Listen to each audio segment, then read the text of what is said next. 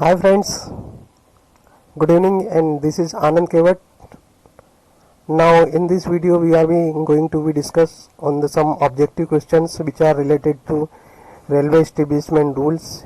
In this video all the topics, I think most of the topics are covered in this video, and some of the questions will be nearly 50 questions will be covered in this video, and these all are in different various chapters. So let us start. This is objective or MCQ questions will be very helpful for you for LDC exam and as well as to other preparation, other departmental exam. So let us start the video, and the next part will be available soon for remaining questions. Let's start. So the first question is in this video, the new pension scheme is effective from. तो everyone knows that new pension scheme जो start हुई थी, जो 1/1/2004 से हुई थी start, इसमें कि जो कि एक कॉन्ट्रीब्यूटरी पेंशन स्कीम है. तो न्यू पेंशन स्कीम इज कौन सी है? कॉन्ट्रीब्यूटरी. नॉन कॉन्ट्रीब्यूटरी तो कॉन्ट्रीब्यूटरी स्कीम है, एक जो नॉन कॉन्ट्रीब्यूटरी होती है जो ओपीएस वाली वो. तीसरा क्वेश्चन आता है इसे परमानेंट रिटायरमेंट नंबर जो होता है, प्रान नंबर, ये जो है कितने डिजिट का होता है? तो ये 16 डिजिट का नंबर होता है. इसी टाइप के क्वेश्चन ज़्यादातर एलडीसी के एग्जाम में आते हैं दोस्तों, इसलिए काफ़ी इंपॉर्टेंट वीडियो रहेगी आपके लिए. The contributory toward new pension scheme is, contribution जो होता है न्यू पेंशन स्कीम के द्वारा, न्यू पेंशन स्कीम में तो एम्प्लॉय का 10% होता है, where as the employer will deposit the 14% and totally it becomes 24% of the pay. So this is a very respective amount as a saving, as a invest in the capital market. Now question number 5 is group C का जो employee है completed 25 year अगर complete service कर लेता है और मोर या फिर उससे ज़्यादा कर लेता है, entitled to get post retirement complimentary pass at the rate of. तो पोस्ट रिटायरमेंट कम्प्लीमेंट्री पास दोस्तों, जब एम्प्लॉय रिटायर हो जाता है उस समय उसे जो पासेज मिलते हैं उसको बोला जाता है पोस्ट रिटायरमेंट कम्प्लीमेंट्री पास. तो उसको कितने मिलेंगे? अगर 25 ईयर हो चुके हैं तो उसको मिलेंगे 2 सेट. 25 से कम रहती है तो उसको 1 सेट मिलता है. और विडो कम्प्लीमेंट्री पासेज में be issued to a widow whose husband was railway employee and. Widow का तो मतलब मीनिंग ही ऑब्वियसली क्लियरली समझ में आ गया कि वो विधवा हो गई, मतलब एम्प्लॉय रिटायर एक्सपायर हो गया. तो उस कंडीशन में एक तो होता है कि एक्सपायर हो जाना, एक हो जाता है मिसिंग हो जाना. दोनों कंडीशन में उसको विडो कम्प्लीमेंट्री पासेज मिलते हैं. अगर वो एम्प्लॉय मिसिंग होता है तो उस कंडीशन में भी उसको दिए जाते हैं. उसकी कंडीशंस होती है 2 साल में एफआईआर करा हो, उसके बाद में फिर उसको ये दिया जाएगा, और फिर एक बॉन्ड भरा जाता है कि अगर एम्प्लॉय वापस आता है तो उसको वापस सर्विस में, इस टाइप की उसकी कंडीशन के साथ उसको दिया जाता है. 7 नंबर देख लेते हैं. Attendant as defined in the pass means, attendance क्या होता है जो कि पास रूल्स में डिफाइन किया जाता है. तो अटेंडेंट का मतलब होता है कैसा व्यक्ति, कैसा वर्कर जो कि कम्प्लीटली उसकी पे मतलब एज अ सैलरी उसके यहाँ काम कर रहा हो. तो इसमें दिया हुआ है सी नंबर में, a person exclusively employed on salary in the personal service of a railway servant. तो this will be the correct answer. Relative नहीं हो सकता attendant. Person whose household work for an employee वो भी नहीं हो सकता, लेकिन अगर वो सैलरी पे उसे पर्सनल वर्क के लिए रखा गया तो वो कहलाएगा अटेंडेंट. नंबर 8 में आ जाता है inclusion of divorce and widow daughter. Divorce जो कि डाइवर्स हो चुकी है और widow daughter in post retirement complimentary pass में इंक्लूजन मतलब उसको शामिल किया जाता है, अलाउ किया जाता है, डिसअलाउ किया जाता है, अंडर कंसिडरेशन रखा जाता है, बोथ बी एंड सी. तो उसको विडो डाइवोर्स और विडो डॉटर जो उसको अलाउ किया जाता है पोस्ट रिटायरमेंट कम्प्लीमेंट्री पास में. What will be the colour of second class a pass? Second class a pass का कलर रहेगा येलो,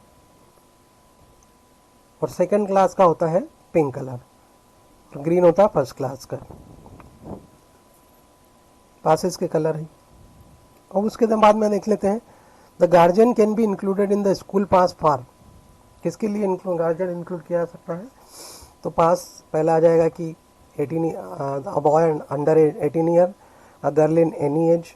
ठीक है. अब फिजिकली हैंडिक बॉय अब वो 18 year.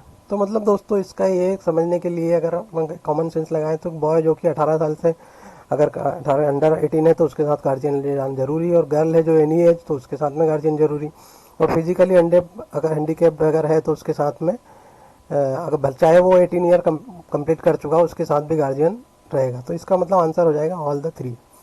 Maximum days of leave and average pay that can be accumulated is 300 days. मतलब ये जो रिटायरमेंट के समय लीव इनकेसमेंट जब होता है ना उस समय की बात हो रही है कि 30 डेज एक्यूमुलेट कर सकते हैं। LAP shall be credit to railway servant at the rate of LAP leave average pay. Leave average pay जो है एम्प्लाई को जो कि हर 6 महीने बाद उसके अकाउंट में क्रेडिट की जाती है। तो इसका जो रिकॉर्ड जो कैलकुलेशन होता है महीने का 2.5 के हिसाब से होता है। ठीक है, एक महीना हुआ 2.5 मिल जाएगी 2 महीना, लेकिन ये क्रेडिट होती है 6 महीने के बाद में। अब 6 महीने के बाद होगी इसका मतलब डायरेक्ट जो है 15 क्रेडिट हो जाएगी। लेकिन अगर मान लो रिटायरमेंट के समय एम्प्लॉय मार्च में रिटायर होता है तो जो लास्ट के 3 महीने रहेंगे तो 3 महीने के लिए 2.5 के हिसाब से उसको कैलकुलेशन किया जाएगा, इसलिए इसको मंथली में कैलकुलेशन किया जाता है। तो ये इसका आंसर हो जाएगा 2.5 डे पर मंथ। नेक्स्ट आ जाएगा दोस्तों कि study leave shall count for. Study leave किसके लिए काउंट की जा सकती है? Recording seniority, recording increment, earning LAP, earning LHAP।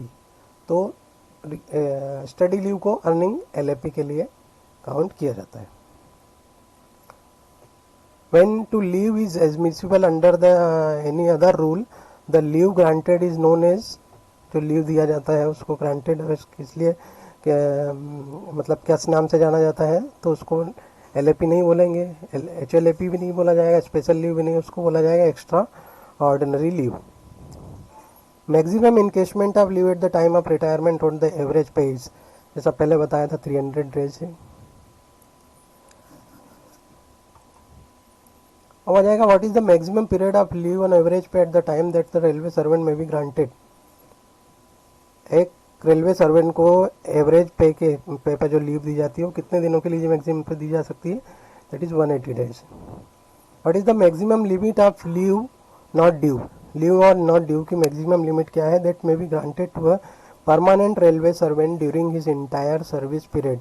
Entire service में उसको लीव नॉट ड्यू कितने दिनों की दी जा सकती है? तो दैट इज 360 डेज की दी जा सकती है मैक्सिमम लीव नॉट ड्यू। जब एम्प्लॉय की लीव अपने अकाउंट में ड्यू नहीं होती है उस कंडीशन में उसे अगर किसी कारण से लीव देना होता है तो उसको लीव नॉट ड्यू दी जाती है, और जो लीव उसने ले ली अवेल कर ली गई है उसको अगले जो उसके अकाउंट में क्रेडिट होने वाली रहेगी उसमें से उसको डिडक्ट किया जाता है, उसको बोला जाता है लीव नॉट ड्यू। अब 18 नंबर देख लें। With in the period paternity leave can be granted. Paternity leave तो सभी को पता कितने पीरियड के लिए कितने पीरियड में ले सकते हैं बच्चा होने के डिलीवरी के, तो ये 6 महीने के पीरियड में होता है। 6 महीने के पीरियड में आप उसको ले सकते हैं। नेक्स्ट आ जाता है कि commuted leave is admissible on. Commuted leave की medical, request on employee, discretion of competent authority, none. तो कम्यूटेड लीव दी जाती है ऑन मेडिकल सर्टिफिकेट पे।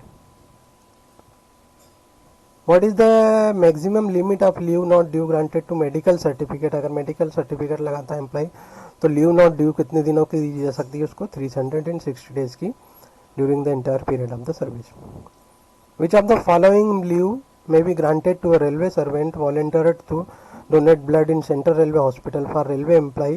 तो जो अगर मान लो कोई एम्प्लॉय है जो अगर सेंट्रल रेलवे के हॉस्पिटल में जाके अपना ब्लड डोनेट करता है पर द सोशल वर्क के हिसाब से वॉलंटरीली, तो उसको क्या दिया जाता है? तो उसको दिया जाता है स्पेशल लीव। कैजुअल लीव नहीं दिया जाएगा, उसे दिया जाएगा स्पेशल कैजुअल लीव। ये भी क्वेश्चन जनरली पूछा जाता है। Who is the competent authority to grant study leave for group C and D category within India. अगर इंडिया में उसे लेना है स्टडी लीव, मतलब कोई कोर्स करना है, तो उस कंडीशन में उसको दिया जाएगा DRM या फिर CWM के द्वारा। What is the maximum joining time admissible to a railway servant in case of air travel is involve. मतलब जहाँ अगर कोई व्यक्ति एयर से ट्रेवल करता है, बाय एयर करता है, तो उसको मैक्सिमम टाइम कितना दिया जाएगा? तो उसको मैक्सिमम टाइम दिया जाएगा 15 डेज, उसके इरेस्पेक्टिव ऑफ द किलोमीटर को ध्यान नहीं रखा जाएगा। अब इसमें आ गया 24 नंबर। How many pay commission have been getting to central railway employee कितने मिल चुके हैं दोस्तों, सभी लोगों को पता ही होगा, 7 पे कमीशन अभी तक मिल चुके हैं। तो which of the following statement to bear the title of discipline and appeal rules in railway, कौन सा टाइटल है डिसिप्लिन एंड अपील रूल के लिए, इसमें से कौन सा आएगा, डिसिप्लिन एंड अपील रूल 1968, 66, ये 68 railway servant discipline and appeal rules, तो ये आ जाएगा दोस्तों इसमें the railway servant discipline and appeal rule 1968। What is the current date from which the railway servant DNAR rules 1960 came in force, ये question भी काफ़ी इंपॉर्टेंट है।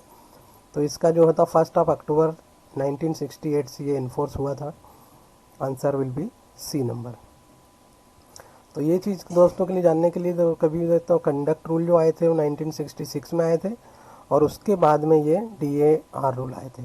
तो कंडक्ट रूल को काउंटर करने के लिए DNAR रूल लेके आए थे, ये इस तरह से याद करने के लिए। Who is the competent authority to make rule RS DNAR rules, कौन है DNAR रूल्स बनाने के लिए कौन है, तो प्रेसिडेंट ऑफ इंडिया के प्रेसिडेंट ऑफ इंडिया उसके लिए कॉम्पिटेंट अथॉरिटी है रूल्स बनाने के लिए DNAR रूल्स। अब देख लेते हैं कि if the discipline authority of charge official is also involve, charge official मतलब जिस व्यक्ति पर चार्ज लगाए गए हैं, जिस अधिकारी पे या जिस व्यक्ति पर, is also involve in same case, है ना। Discipline authority of a charge official, charge जो ऑफिशियल है उसकी जो डिसिप्लिन अथॉरिटी है वो भी अगर किसी केस में इन्वॉल्व है, मतलब ये कहने का कि जो व्यक्ति, जो एम्प्लॉय, जो कर्मचारी एक जिसने ऑफेंस किया है, मतलब जिसके ऊपर चार्ज लगे हों, उसका जो डिसिप्लिन अथॉरिटी है वो भी अगर उस केस में इन्वॉल्व होता है तो the case should be dealt bye the, किसके द्वारा डील किया जाएगा, तो द नेक्स्ट हायर अथॉरिटी जो रहेगी उसके द्वारा इस केस को डील किया जाएगा। नेक्स्ट आ जाएगा whether the disciplinary cases initiated against the railway servant, जब कभी रेलवे सर्वेंट के ऊपर डिसिप्लिनरी एक्शन केस इनिशिएट कर दिया जाता है, शुरुआत कर दी जाती है DNAR रूल्स के अगर, और subsequently he is expired his case should be, अगर मान लो फिर बाद में वो एक्सपायर हो जाता है एम्प्लॉय, तो क्या किया जाएगा, तो उस कंडीशन में the case should be closed, case को बंद कर दिया जाएगा, बाकी कहीं भी नहीं भेजा जाएगा। जब एम्प्लॉय नहीं रहा तो उसका केस को आगे चल के रख के कोई मतलब नहीं। Which of the standard form is required to be use for issuing the order of deem suspension, तो इसके लिए दोस्तों डीम सस्पेंशन मैंने इसके DNAR रूल्स में काफ़ी वीडियो बना चुका हूँ, तो इसके बारे में जो SF सारे SF के स्टैंडर्ड फॉर्म का जो है कौन कौन से किसके लिए मिलते हैं, तो उसके लिए आ जाएगा इसमें सस्पेंशन के लिए SF2 जो है दिया जाता है डीम सस्पेंशन के लिए। ओके, SF1 होता है सस्पेंशन के लिए, SF2 होता है डीम सस्पेंशन के लिए, SF4 होता है जो कि सस्पेंशन को रिवोक करने के लिए, और SF3 जब एम्प्लॉय रिटायर मतलब सस्पेंशन में रखा जाता है उस समय वो एक सर्टिफिकेट प्रोड्यूस करता है नॉन एम्प्लॉयमेंट सर्टिफिकेट के नाम से। तो how many annexures are attached with major penalty charge memorandum, charge major penalty जो SF5 मिलती है उसमें कितने जो है एनेक्सर्स लगाए जाते हैं, उसके अंदर 4 एनेक्सर लगे होते हैं।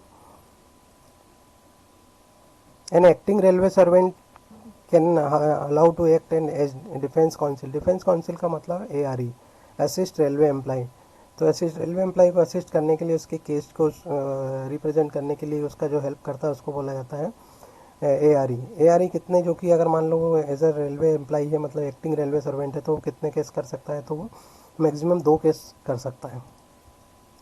And how many cases are dealing with retired, अगर मान लो वही एम्प्लॉय रिटायर्ड अगर हो जाता है तो उस केस में वो कितने ARE as a defence assistant काम कर सकता है, तो अगर वो रिटायर हो गया है तो वो कर पाएगा 7। ओके, और अगर मान लो वो एम्प्लॉय किसी ट्रेड यूनियन का कोई बियरर है तो वो कर सकता है 5। तो इसको याद करने के लिए 2, 5 और 7, 5 और 2 7, इस टाइप से इसको याद कर सकते हैं। अब if an employee is placed under suspension और date of retirement under who is competent authority to sign the charge sheet, कौन चार्जशीट को साइन करेगा, तो चार्जशीट जो भी साइन की जाती है वो डिसिप्लिनरी अथॉरिटी के द्वारा ही की जाती है, चाहे वो कभी रिटायर हो रहा हो, तो अगर जिस डेट को रिटायर हो उस दिन जो है उसके charge sheet will be signed by the disciplinary authority as on the date of retirement के दिन ही इसको साइन किया जाएगा। स्टिफ मेजर पेनल्टी नेमली, मतलब मेजर पेनल्टी का जो कठोरता है, जो उसकी मतलब जो बोलना चाहिए कि उसका जो पनिशमेंट है, जो उसकी ग्रीवेंस है, वो क्या है, तो ये आ जाएगा उसमें compulsory retirement. Stoppage and increment रहा तो वो तो माइनर पेनल्टी में भी इंक्रीमेंट होता है, लोअर स्टेज पे माइनर में भी किया जाता है, लेकिन जो मेजर पेनल्टी की बात है कि वहाँ पर कंपलसरी रिटायरमेंट के नाम से उसको मतलब वो पनिशमेंट उसे दिया जा सकता है। A railway servant under suspension is entitled to leave his headquarter, पहला ऑप्शन है। दूसरा है past for attending PNM has the defence council, या फिर नन। तो अंडर सस्पेंशन क्या किसके लिए इंटाइटल रहेगा? एक्ट एज डिफेंस काउंसिल, वो डिफेंस काउंसिल कर सकता है, हेडक्वार्टर नहीं छोड़ सकता है वो, और पीएनएम जेसीएम वगैरह भी अटेंड नहीं कर सकता है, वो एक्ट एज डिफेंस काउंसिल हो सकता है। An employee under suspension can be called to appear at the written examination required for selection to the promotion। मतलब एक एम्प्लॉय है जो सस्पेंशन में है, call to appear the written exam appear करने के लिए उसे बुलाया जा सकता है कोई पीसी प्रमोशन के लिए, तो may be call to appear during the suspension, तो आंसर विल बी, उसे बुलाया जा सकता है। क्योंकि देखिए अगर उसको सस्पेंशन में रखा है, इसका मतलब उस पर जो चार्जेस लगे वो क्लियर नहीं है कि क्या हुआ है, क्या चार्ज लगे हैं और क्या क्या पनिशमेंट रहेगा, तो उसे उसके प्रमोशन से रिटर्न एग्ज़ाम में बैठने से उसे मना नहीं किया जा सकता। वो रिटर्न एग्ज़ाम देगा, उसका जो भी कुछ रिजल्ट रहेगा उसको एक कवर्ड या सील्ड इन्वेलप में रखा जाएगा, उसको डिक्लेयर नहीं किया जाएगा कि जो पास हुआ या जो भी हो, वो चीज़ को हिडन रखी जाती है सील्ड इन्वेलप में। How many types of standard form that are used while initiating action against the railway employee under the DNAR rule 1968? तो इसमें 11 स्टैंडर्ड फॉर्म्स का यूज़ किया गया है। Age relaxation of SC and ST recruitment in government services में age relaxation कितना है? 5 year का रिलैक्सेशन है एससी एसटी के लिए, 3 ईयर का ओबीसी के लिए है। Review of suspension cases is done. तो दोस्तों जब एम्प्लॉई को सस्पेंशन में डाल दिया जाता है तो उसका एक 3 महीने के बाद में उसका रिव्यू किया जाता है। उस रिव्यू में रिव्यू कमेटी बैठती है, वो कमेटी डिसाइड करती है कि उसका सस्पेंशन को आगे एक्सटेंड करना है या उसको रिवोक करना है।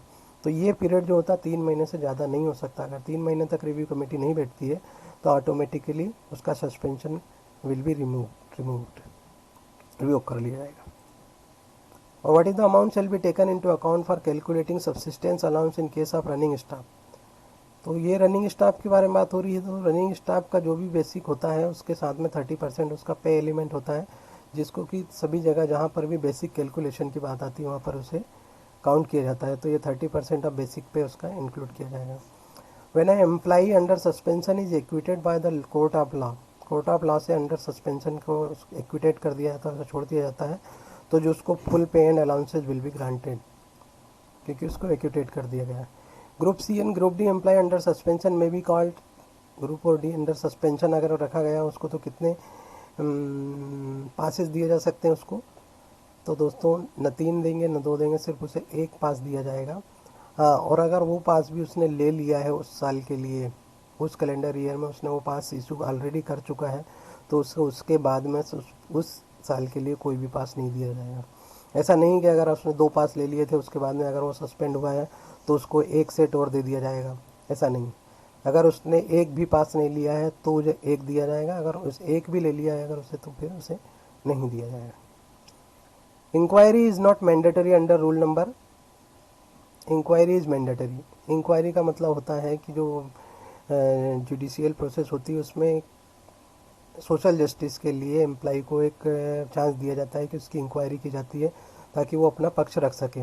लेकिन कुछ केसेस ऐसे होते हैं जो कि in the interest of the nation, किसी प्रकार से राष्ट्र हित में उसको उस केस को अगर इस तरह से ओपन करना सही नहीं है, या कुछ ऐसा ग्रीवेंस उसने किया है, ऐसा मिसबिहेव किया है कि जिसको कि उसकी इंक्वायरी नहीं कर सकते हैं, तो उसके एक रूल दिया हुआ है कि रूल नंबर 14 का सेकंड, इस रूल को अगर वहाँ पर लगा दिया गया तो उसके हिसाब से डायरेक्ट उसको रिमूव, डिसमिस या कंपलसरी रिटायरमेंट का पनिशमेंट दिया जा सकता है बिना कोई इंक्वायरी के।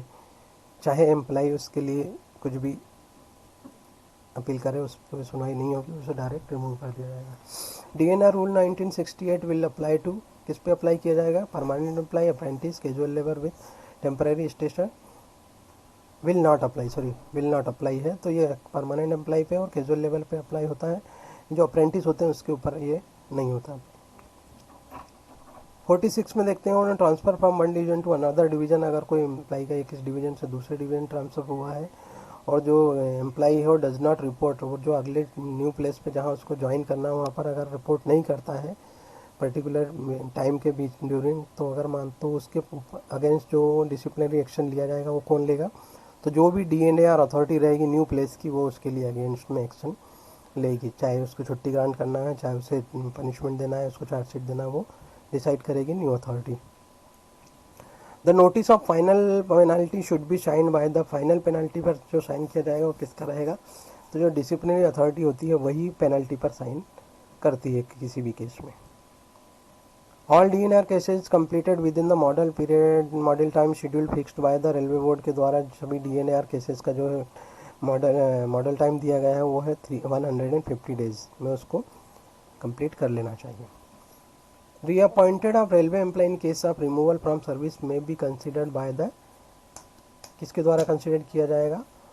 तो ये रहेगा higher than the revising authority. Reappointment अगर दिया जाता है तो रिवाइजिंग अथॉरिटी से हायर जो अथॉरिटी रहेगी उसके द्वारा वो उसे रीइंस्टेट कर सकता है, रीअपॉइंटेड कर सकता है। Reduction to the lower stage the time scale of pay for the period not exceeding 3 year, 3 साल से ज़्यादा पीरियड के लिए, मतलब कम पीरियड के लिए सॉरी, नॉट एक्सीडिंग 3 ईयर, 3 साल से ज़्यादा के लिए नहीं, without calculation effect and not adversely affected his pension is, उसे लोअर स्केल पे कर दिया गया है, जो कि 3 साल से कम पीरियड, मान लो 2 साल के लिए उसको लोअर स्टेज पे time scale of the pay अगर उसको रिवर्ट किया गया है, डिडक्शन किया गया है, तो ये कौन सी पेनल्टी होगी? जिसका कि विदाउट कैलकुलेटिंग इफेक्ट, जिसका कि पेंशन पे और उसका जो उसकी कैलकुलेशन मतलब इंक्रीमेंट पे उस पर इफेक्ट नहीं पड़ेगा। तो ये रहेगी दोस्तों माइनर पेनल्टी, क्योंकि पीरियड इसका 3 साल से कम है। 3 साल से ज़्यादा पीरियड हो जाता है तो उसको बोला जाता है मेजर पेनल्टी।